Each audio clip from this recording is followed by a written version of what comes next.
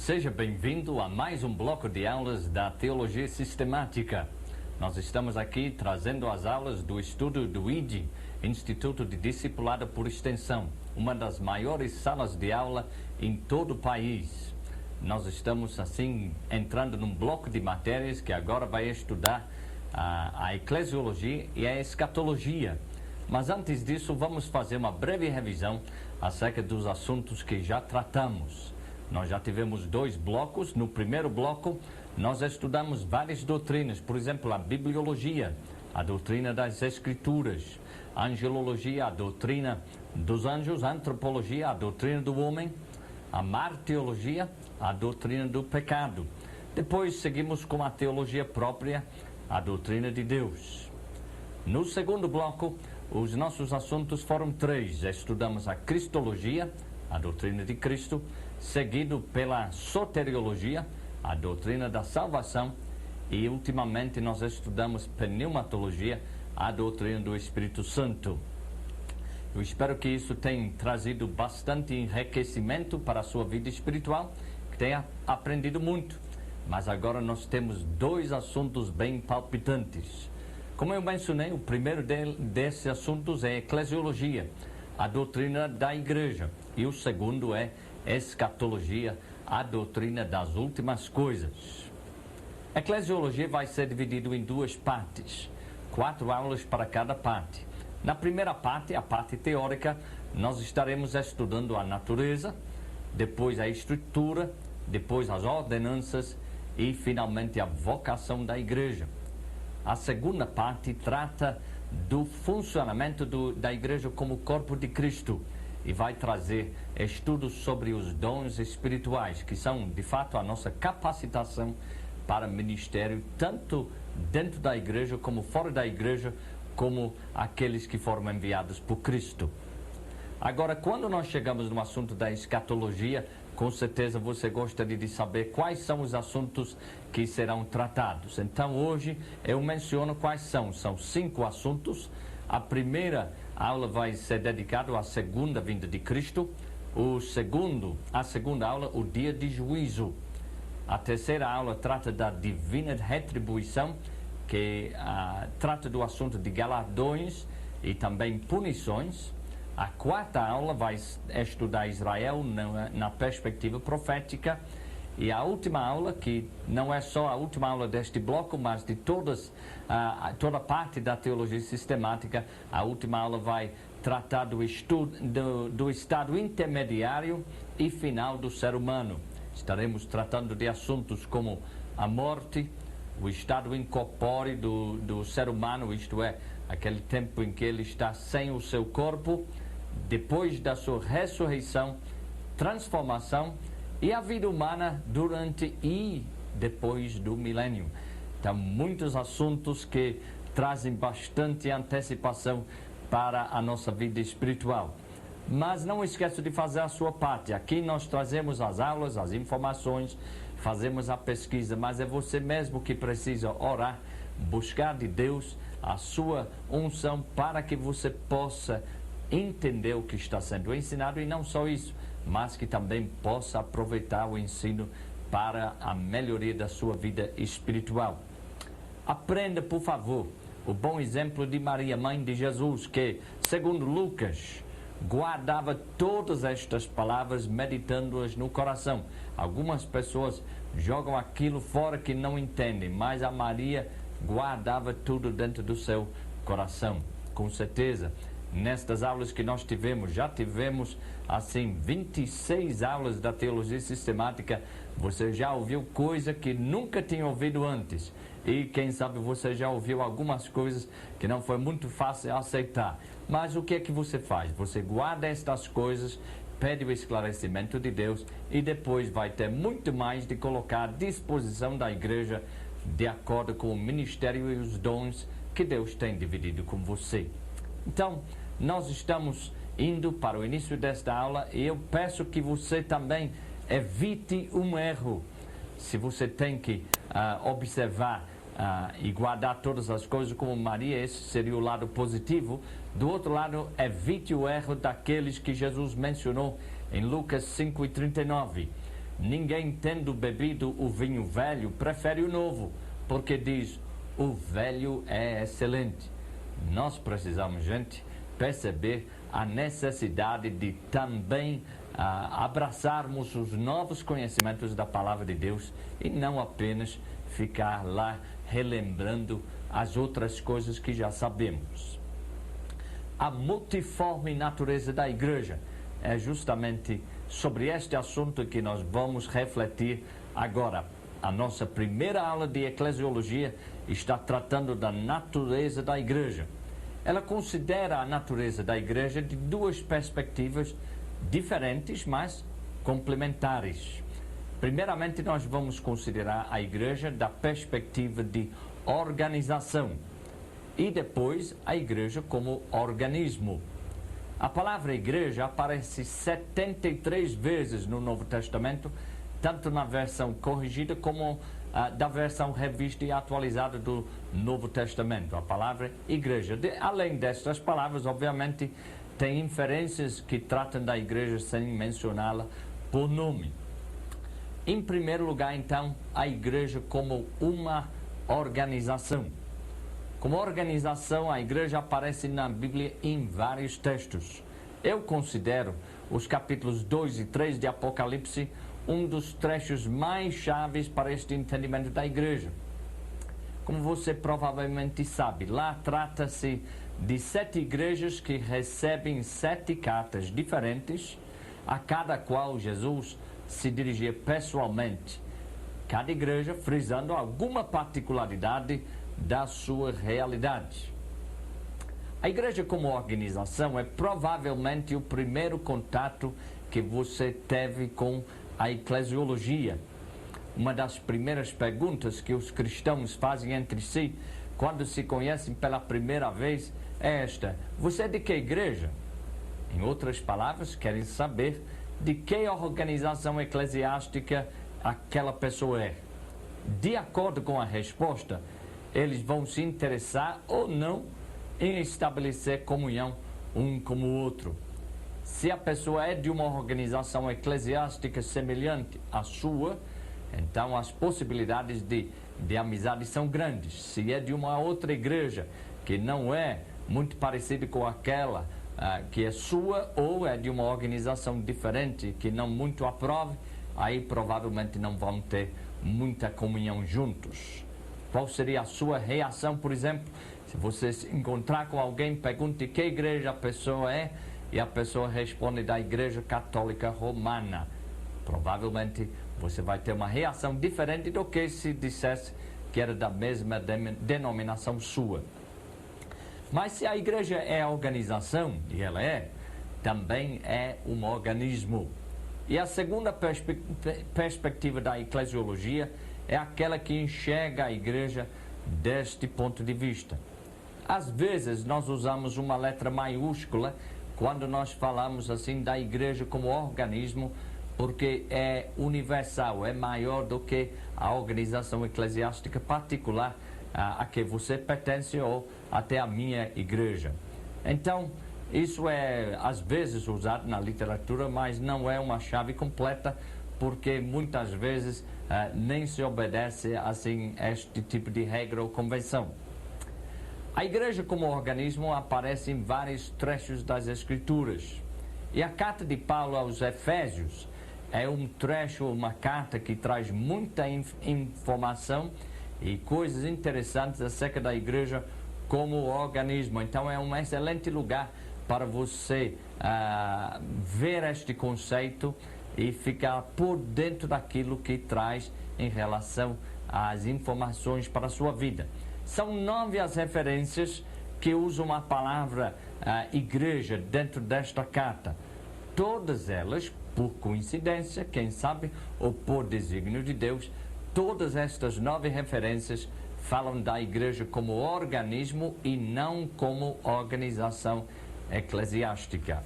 Efésios capítulo 1, versículo 22 diz: E pôs todas as coisas debaixo dos seus pés, e para ser o cabeça sobre todas as coisas, o deu à igreja.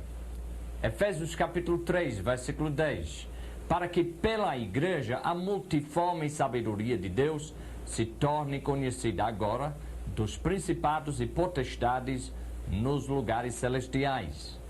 Depois nós temos Efésios capítulo 3 e 21.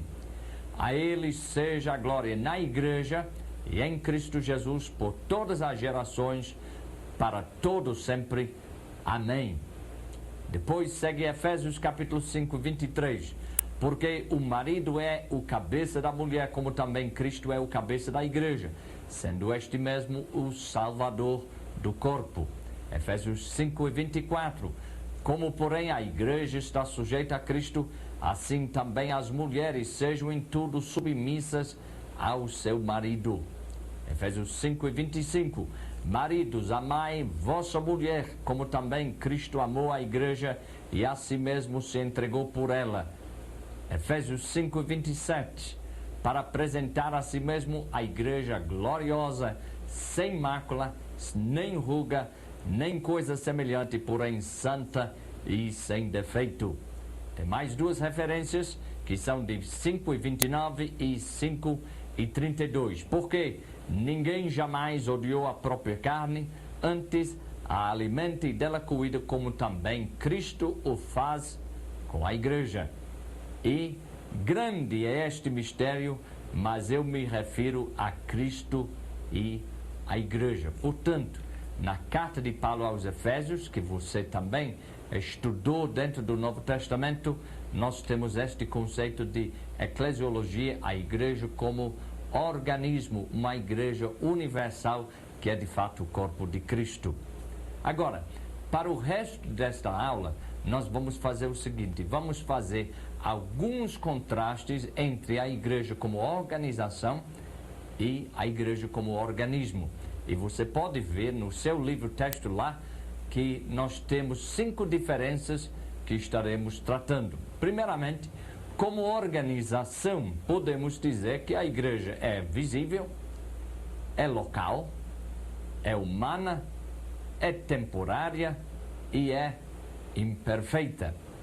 Talvez você não gostou de uma ou outra destas colocações, mas são todas elas verdadeiras. Do outro lado, a igreja como organismo é invisível, é universal, é divina, é perpétua e é perfeita.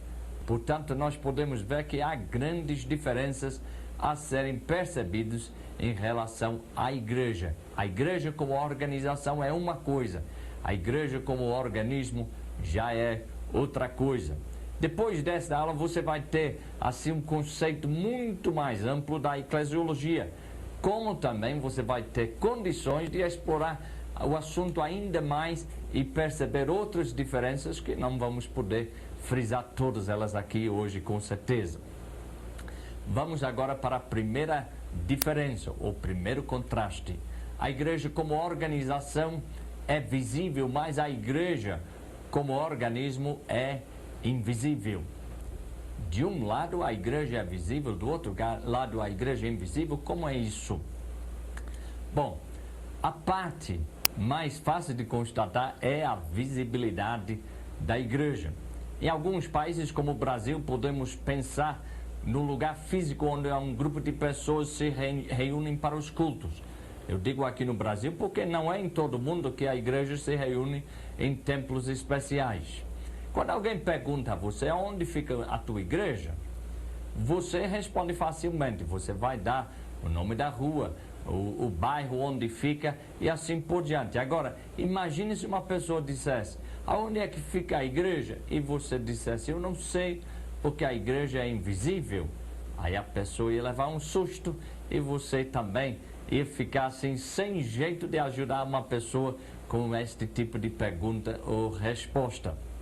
Mas alguns outros aspectos da igreja visível precisam maiores explicações. A questão do templo é mais fácil. Mas vamos pensar em outras coisas que surgem dentro desta categoria da visibilidade da igreja. É a igreja como organização que é visível. Por exemplo, nós podemos pensar em termos do seu patrimônio de modo geral, seu patrimônio físico. Aí cabe todas as suas construções, os móveis dentro dos templos, gabinetes, escritórios, escolas, hospitais e assim que estão associados à igreja, instrumentos, veículos, telefones. Quem sabe a tua igreja tem até uma biblioteca. Seria um aspecto. Depois nós podemos ir para outra mais interessante ainda, que são seus símbolos. A sua igreja tem símbolo? Provavelmente que tem. Tem bandeira, brasão, chancela, papel timbrado, cartões de membros, credenciais para a liderança. Também, como parte dos nossos símbolos, a parte não física, nós também tem aquelas saudações convencionadas entre nós. Por exemplo, aqui no Brasil, na Assembleia de Deus, nós nos conhecemos assim, com essa seguinte saudação: a paz do Senhor aos irmãos. Ou, se é num culto evangelística, pode ser assim acrescentado ainda a seguinte frase: e uma boa noite de salvação para os ouvintes ou os amigos. Além disso, nós temos outros aspectos, 3 aspectos que tratam ainda da igreja visível, que é a igreja como organização. Por exemplo, dentro do seu patrimônio não físico, nós temos a sua herança doutrinária e cultural. Lá nós lembramos assim, por exemplo, das experiências formativas e marcantes que construíram a sua história.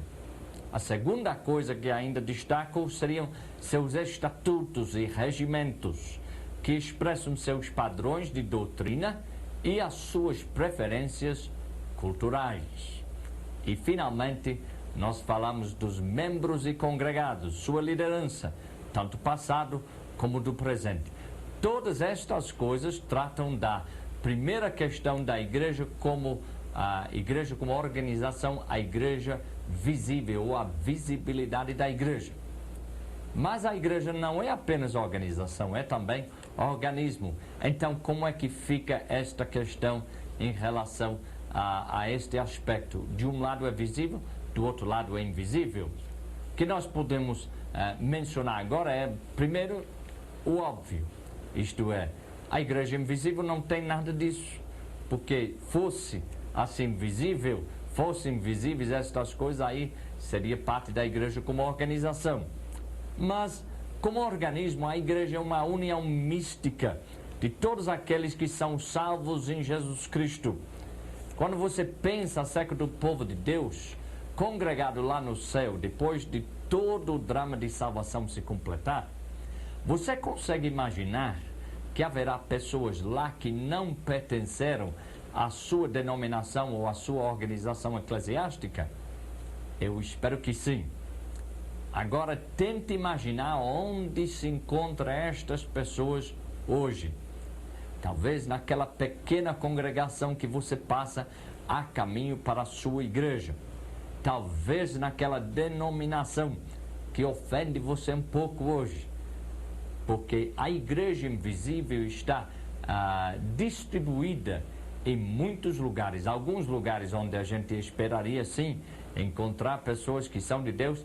E eu creio que até em outros lugares onde nós nunca poderíamos imaginar. Foi justamente este o susto que levou a igreja primitiva quando descobriu que Deus tinha um povo entre os gentios.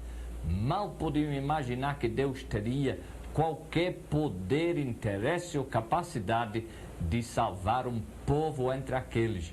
Mas, de fato, hoje em dia, a parte gentílica da igreja, a parte não judeu, é muito maior do que a própria parte dos judeus. Agora vamos para mais uma pergunta em relação a esta questão da igreja invisível. É uma pergunta mais chata. Você consegue imaginar que algumas pessoas que fazem parte da sua igreja como organização, de fato não são membros da igreja invisível de Cristo? Você consegue imaginar que uma pessoa que frequenta os seus cultos, que pode até ser membro, ainda não nasceu de novo? Eu espero que sim, porque, de fato, dentro da igreja nós temos muitas pessoas que ainda faltam fazer a sua própria decisão para Cristo. São filhos de crentes, mas nunca nasceram de novo. Possivelmente, duvido um pouco, mas possivelmente tem alguém até assistindo a aula hoje que não deu a sua vida para Jesus Cristo, ou se fez alguma decisão, não tem ainda evidência assim da presença de Deus na sua vida, não demore, porque não é pertencer à igreja como organização que vai nos ajudar, mas sim pertencer à igreja espiritual, que é justamente composto de todas as pessoas redimidas, que é importante. As palavras de Jesus à igreja em Laodiceia salientam a diferença entre a igreja visível e a igreja invisível. Como organização, a igreja em Laodiceia era réproba. No entanto, no capítulo 3 e 20, Jesus se endereça à igreja invisível, dizendo: se alguém ouvir a minha voz. Vamos para a leitura completa deste trecho, Apocalipse 3, 14 a 21. Ao anjo da igreja em Laodiceia escreve: estas coisas diz o Amém, a testemunha fiel e verdadeira, o princípio da criação de Deus. Conheço as tuas obras, que nem és frio nem quente. Quem dera que fosses frio ou quente. Assim, porque és morno e nem és quente nem frio, estou a ponto de vomitar-te da minha boca. Pois dizes: estou rico e abastado, e não preciso de coisa alguma, e não sabes que tu és infeliz, sim, miserável, pobre, cego e nu. Aconselho-te que de mim compres ouro refinado pelo fogo para te enriqueceres, vestiduras brancas para te vestires, a fim de que não seja manifesta a vergonha da tua nudez, e colírio para ungires os olhos, a fim de que vejas. Eu repreendo e disciplino a quantos amam. Sê, pois, zeloso e arrepende-te. Eis que estou à porta e bato. Se alguém ouvir a minha voz e abrir a porta, entrarei em sua casa e cearei com ele, e ele comigo.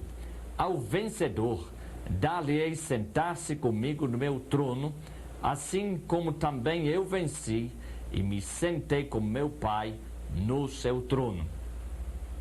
Jesus se encontrava do lado de fora da igreja visível, a igreja que existe como organização, mas ele buscava entrar na vida daquela que conseguia ainda ouvir a sua voz.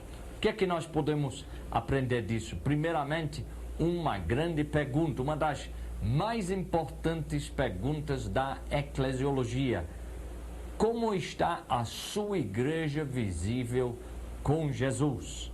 Ele está do lado de dentro ou ele está do lado de fora? A organização está reprovada ou é aprovada? A maioria está em comunhão com Jesus ou não está? É triste ver como uma igreja, como organização, pode se enganar. Veja, a igreja de Laodiceia se dizia rica, abastada, faltando coisa alguma. Mas Jesus havia de forma contrária. Jesus dizia que aquela igreja, aquela organização, nós poderíamos dizer hoje, aquela denominação era miserável, pobre, cego e nu. Terminamos aqui essa primeira parte em relação à igreja visível e à igreja invisível. Vamos agora para a segunda diferença. Nós dizemos que de um lado a igreja é local, do outro lado ela é universal. Não precisamos passar tanto tempo trabalhando este conceito, mas também não devemos ignorar este fato. Isto é, de um lado, como organização, a igreja é local e do outro lado é universal. Todos estes conceitos, local, universal, estão baseados em conceitos geográficos. E mesmo que a sua igreja tenha trabalhos na cidade onde você mora, no estado todo, até dentro do país, e alguns trabalhos fora, assim, nas outras partes do mundo, nem por isso foge ou deixa de ser uma igreja local, porque está bastante limitada na sua manifestação geográfica. Mas a igreja universal, a igreja como organismo, está em toda parte, graças a Deus por isso. Até em lugares onde não há organização eclesiástica, ainda é possível achar a igreja do Senhor, porque não precisa uma organização para que uma pessoa chegue aos pés de Jesus e aceite Jesus Cristo como seu Salvador. Agora, somente a igreja como organismo é universal, como nós falamos. Ela junta todos os remendos de todos os países, povos, línguas e tribos, e estes se encontrarão juntos lá no céu quando terminar todo este drama da salvação. Lá a igreja invisível se tornará a igreja visível. E a igreja visível que hoje vai desaparecer. João o apóstolo escreveu acerca destes fatos em Apocalipse 7, versículo 9. Escuta a palavra de Deus. Depois destas coisas, vi e eis grande multidão que ninguém podia enumerar, de todas as nações, tribos, povos e línguas, em pé diante do trono e diante do Cordeiro, vestidos de vestiduras brancas, com palmas nas mãos. Se lembra daquelas vestiduras brancas que Jesus aconselhava aquele que ouvia a sua voz na igreja de Laodiceia comprar? Pois esta igreja, a igreja universal, toda ela é vestida, bem vestida, porque de fato é salva em Cristo Jesus. Quais são as grandes lições que precisamos tirar da diferença entre a igreja local e a universal? Bom, são várias, mas aqui eu quero frisar duas delas. Primeira, a nossa igreja, por maior que seja, é pequena em relação à igreja do Senhor Jesus. Isto é, não importa quantos templos tem, quantos membros tem no país ou ao redor do mundo, é muito pequena essa igreja em relação ao tamanho da igreja do nosso Senhor e Salvador Jesus Cristo, isto é, a igreja como organismo. Segundo, como membros de uma igreja local, nunca devemos nos esquecer da importância de sermos também membros da igreja universal. Devemos nos esforçar não apenas a favor da nossa igreja ou a nossa denominação, mas sim a favor de toda a igreja do Senhor em todo o mundo. Quando oramos para o crescimento da igreja, não devemos limitar esta oração à questão do crescimento da nossa igreja como organização, mas devemos estar buscando a Deus o crescimento da igreja do Senhor Jesus Cristo. Vamos lembrar que Jesus está edificando a sua igreja e não a nossa. E as duas coisas têm algo em comum, mas também, como nós estamos vendo, são bastante distintas. Vamos agora para a terceira diferença. A igreja como organização é uma instituição humana, mas como organismo é alguma criação de Deus. A sua origem vem de Deus. Com certeza, nessa altura, você já está se acostumando a esta maneira de estudar e distinguir as duas igrejas.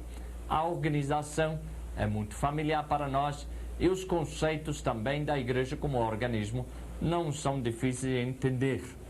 Agora, admitir que a igreja como instituição é uma organização, uma estrutura humana, não quer dizer que Deus não se envolveu na sua fundação, isto é, que surgiu simplesmente por uma vontade própria de algum ser humano. Não. Muitos homens de Deus têm respondido a uma chamada direta de Deus para fundar uma igreja e com excelentes resultados para o reino de Deus.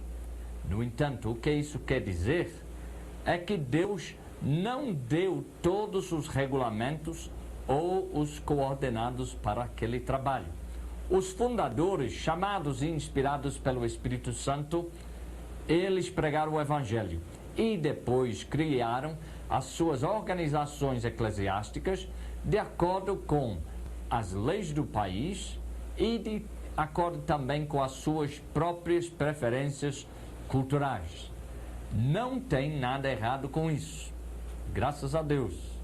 Agora, torna-se problemático, como eu menciono aí no seu livro, torna-se problemático, porém, se alguém imaginar que todos os costumes da sua igreja vieram de Deus.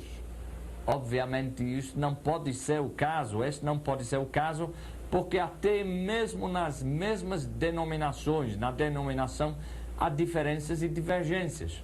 Por exemplo, aqui no Brasil, a Assembleia de Deus, a que pertenço, nós temos várias diferenças culturais. Todas as igrejas são oriundas do mesmo trabalho, mas depois cada qual foi crescendo um pouquinho diferente. Estas anormalidades não devem assustar você, isto é, a diferença entre uma igreja e outra igreja, uma diferença entre uma congregação da sua igreja e uma outra congregação não deve assustar você. Faça a verificação agora. Olhe ao redor de você na sala de aula. Sim, pode deixar a televisão por um minuto, olhe ao redor de você para você enxergar uma coisa. Na sala de aula, junto com vocês, estão seus irmãos, cada um vestindo uma roupa diferente, com cores e estilos diferentes. No restaurante, um pede bife, outro pede peixe. Cada um pinta a sua casa de uma cor diferente. Se tiver carro próprio, cada um demonstra a sua individualidade na compra do mesmo. Agora, todas estas diferenças não são problemáticas. Somente torna-se problemática se você vai insistir que todo mundo que é crente tem que comer bife e não pode comer peixe. Todo mundo que é crente tem que usar azul, não pode usar vermelho e assim por diante. Agora, quando nós falamos da igreja como organismo, nós estamos falando da criação de Deus e todos os membros desta igreja como organismo têm as mesmas características filiais, isto é, de filhos de Deus. Todos nasceram do Espírito Santo e este testifica a cada um que é filho de Deus, co-herdeiro com Jesus Cristo e que tem uma cidadania estrangeira. Não somos mais desta terra, somos um povo cuja cidadania está nos céus. Menciona, por exemplo, que como Abraão, em Hebreus 11:10, aguardamos uma cidade que tem um fundamento da qual Deus é o arquiteto e edificador. Como os heróis da fé de Hebreus capítulo 11:16, aspiramos uma pátria superior, isto é, celestial. Por isso Deus não se envergonha de nós, de ser chamado nosso Deus, porquanto nos preparou uma cidade. Além disso, quem pertence à igreja do Senhor Jesus Cristo confessa que, segundo Hebreus 13:14, na verdade não temos aqui cidade permanente, mas buscamos aquela que há de vir. Graças a Deus por isso. Agora, vamos para a quarta diferença. Já foram três, agora nós vamos para a quarta. A igreja como organização é temporária, mas como organismo a igreja é perpétua. Lembre-se que é uma diferença ligeira entre eterna e perpétua. Eterna quer dizer que sempre existia e perpétua quer dizer que começou a existir e daí pela frente nunca vai desaparecer. Falar da natureza temporária da igreja como organização assusta muitas pessoas e provavelmente vai assustar alguém em uma das salas de aula do ID neste momento. Os discípulos ficaram assustados com algumas palavras que nós vamos estudar do próprio Jesus. Eles haviam saído assim do templo e foram tomados pela beleza da construção deste templo em Jerusalém. Lembre-se que muitos deles, dos discípulos, eram do interior e não havia nada lá para comparar com aquela construção magnificente. Quase delirando, um deles, que não tem nome na Escritura, ele exclamou para Jesus: Mestre, que pedras, que construções! Mas Jesus lhe disse: Vês estas grandes construções? Não ficará pedra sobre pedra que não seja derribada. No Monte das Oliveiras, defronte do templo, achava-se Jesus assentado, quando Pedro, Tiago, João e André lhe perguntavam em particular: Dize-nos quando sucederão estas coisas e que sinal haverá quando todas elas estiverem para cumprir-se.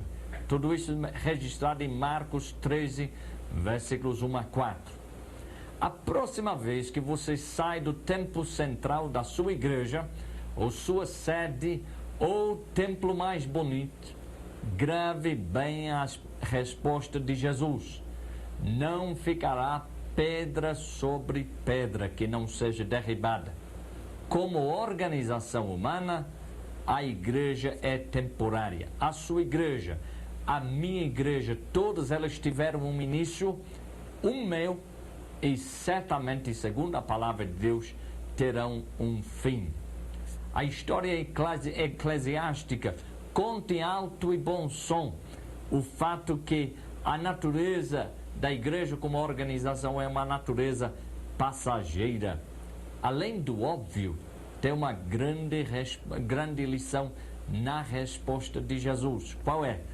Que todo dinheiro que é empregado em construções será eventualmente perdida.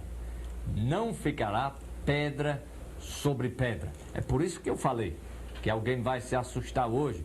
Já pensou pensar aqui no Brasil, onde estou dando aula para vocês, pensar de um Brasil sem a Assembleia de Deus? Alguém pode dizer que é heresia. Eu digo não é heresia. Está na Bíblia que esta igreja visível, organizacional, um dia vai deixar de existir. Pedro e Tiago, João e André não aguentavam o espanto. Eles queriam saber quando.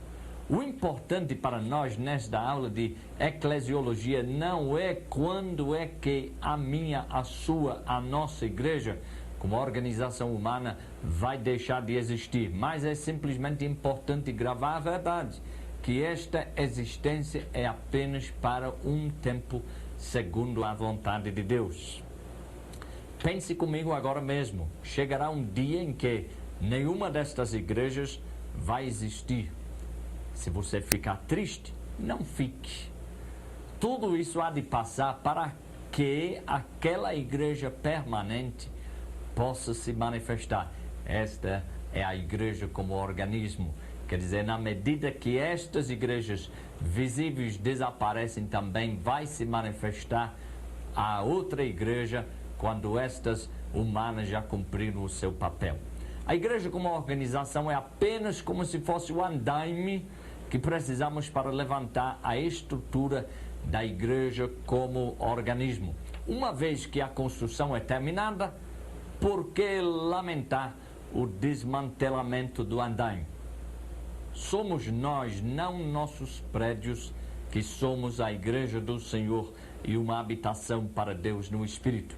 Fico pensando na igreja na China, quando os comunistas assumiram o poder daquele país politicamente e eles tomaram para si todo o patrimônio da igreja. Algumas pessoas, missionários inclusive, pensavam que esse era o fim da igreja. O que a igreja na China comprova para nós hoje é que não precisa dos templos para que exista a igreja, porque de fato nós somos a igreja do Senhor. Nós temos mais um assunto agora para terminarmos a nossa aula, e é justamente a questão da diferença entre a igreja como organização sendo imperfeita e como organismo sendo perfeito. Então, como organização, qualquer igreja, a minha, a tua, a nossa, toda ela é imperfeita. Provavelmente não é tão necessário eu frisar isso aqui na sala de aula. Cada um de nós tem alguma experiência assim da imperfeição da igreja. Geralmente todos experimentam isso de alguma forma. E quem está na liderança também fica imaginando como é que vai melhorar a sua igreja. Portanto, já admite que pode ter alguma melhoria. Agora, por mais perfeita que seja, a igreja é condenada a uma certa futilidade. Eventualmente, tal como os céus que Deus criou, esta igreja visível vai terminar a sua utilidade e Deus então vai começar a revelar aquela igreja que é perfeita. Do outro lado, eu não quero sugerir de forma alguma que devemos entregar os pontos e deixar a nossa igreja a mais imperfeita possível. Devemos fazer tudo para que ela seja boa, mas vamos perceber que nunca ela vai ser tudo que ela poderia ser.